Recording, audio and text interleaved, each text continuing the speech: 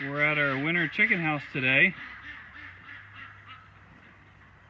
Got the chicken wire in the way, but just want to share a little bit about what we're doing now. So we just gave them a bunch of greens.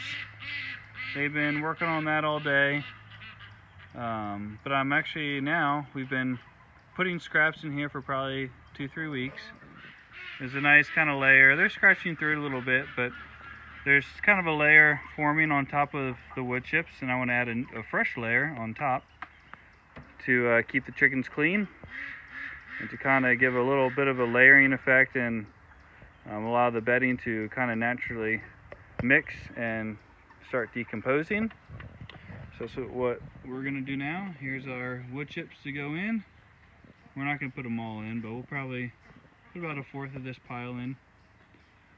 And then we'll follow that up by about 3 weeks of bringing all the scraps in from the garden, any garden waste, kitchen scraps. And we'll keep doing that until it gets to the top here. And usually we take them through the winter, but if we fill it in time, then I will empty it before winter and fill it up again for winter. And that stuff will come out here and start our composting process. I mean, it starts in there, but it doesn't really heat up. There's really no moisture in there besides what comes out in the chicken manure. So here's our pile here. You can see it's really, I don't know if you can see, but there's a lot of steam coming off of there. So it's really heating up. So there you can see some.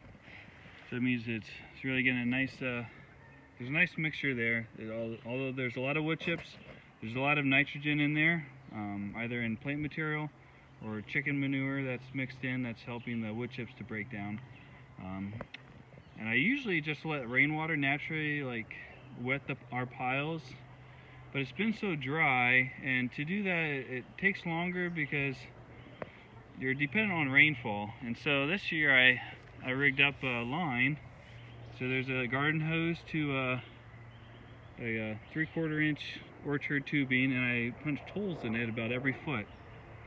And that goes to our hydrant about 100 feet away.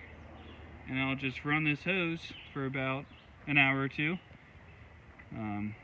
until there's water starting to come out of the pile, and then I'll stop. And that gives the moisture the pile needs to start breaking down. And so this pile started here, and I turned it once here. I'll let it sit here for about a month or two, then I'll turn it back, and then I'll actually start letting the chickens out on the pile to scratch through it.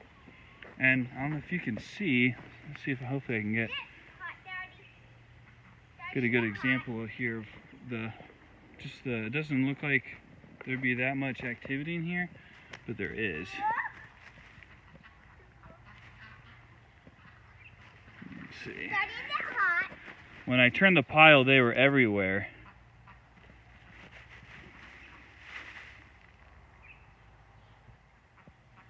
But there's a ton of wood lice in here, or some people call them roly-polies. I call them wood lice. You can see some here. I don't know if you can see them moving. There's one moving there. There's that one that just fell down. But they were the whole pile was coated in wood lice, which in the garden isn't good because they'll actually kind of eat plants too a little bit. But in the compost pile, the wood chips, they actually eat the wood chips and help break them down.